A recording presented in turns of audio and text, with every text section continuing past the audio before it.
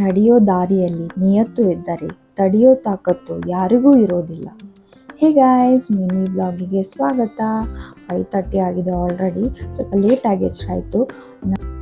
ಹಾಲು ಬಿಸಿಗಿಟ್ಟೆ. ನಂತರ ನಿನ್ನೆ ನೈಟ್ ಚಿಕನ್ ಕರಿ ಮಾಡಿದ್ವಿ, ಅದನ್ನೂ ಬಿಸಿಗಿಟ್ಟೆ.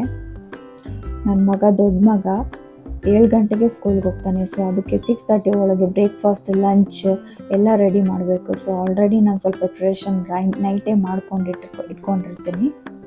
ಸೊ ನನಗೆ ಬೆಳಿಗ್ಗೆ ಈಸಿ ಆಗುತ್ತೆ ಅಂತ ಇಡ್ಲಿ ಬ್ಯಾಟರ್ ನಿನ್ನೆ ನೈಟೇ ರೆಡಿ ಮಾಡಿಟ್ಕೊಂಡಿದ್ದೆ ಕಡ್ದು.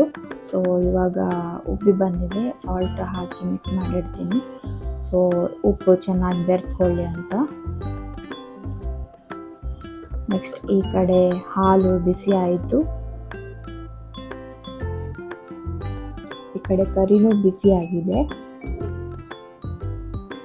ನನ್ನ ಮಗ ಆಲ್ರೆಡಿ ಎದ್ಬಿಟ್ಟ 6:30 ಒಳಗಡೆನೆ.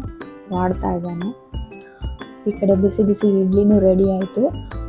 ಮಗನಿಗೆ ಇಡ್ಲಿ ತಿನ್ನಿಸಿ ಬ್ರೇಕ್ಫಾಸ್ಟ್, ಲಂಚ್ ಬಾಕ್ಸ್ ಎಲ್ಲ ರೆಡಿ ಮಾಡಿ ಸ್ಕೂಲಿಗೆ ಬಿಟ್ಟು ಬಂದೆ. ಈ ಕಡೆ ಮನೆಯೆಲ್ಲ ತುಂಬ ಗಲೀಜಾಗಿತ್ತು, ಕ್ಲೀನ್ ಮಾಡಿಕೊಂಡೆ. ಬೇಗ ಸ್ನಾನ ಎಲ್ಲ ಮುಗಿಸ್ಕೊಂಡು ದೀಪ ಹಚ್ತಾ ಇದ್ದೀನಿ. ನಮ್ಮ ಮನೆ ದೇವರು ಸೌದತ್ತಿ ಯಲ್ಲಮ್ಮ ದೇವಿ. ಸೊ ತುಂಬ ಭಕ್ತಿ ಇದೆ ನಮ್ಮಲ್ಲಿ. ನೆಕ್ಸ್ಟ್ ನಾನು ಒಂದು ಸ್ವಲ್ಪ ಕ್ಲೈಮೇಟ್ ಎಲ್ಲ ತುಂಬ ಚೆನ್ನಾಗಿತ್ತು. ಕಿಟಕಿ ಎಲ್ಲ ಓಪನ್ ಮಾಡಿ ನೋಡ್ತಾ ಇದ್ದೆ. ಇಷ್ಟೇ ನನ್ನ ಮಿನಿ ಬ್ಲಾಗ್. ನಾಳೆ ಸಿಗ್ತೀನಿ. ಬಾಯ್.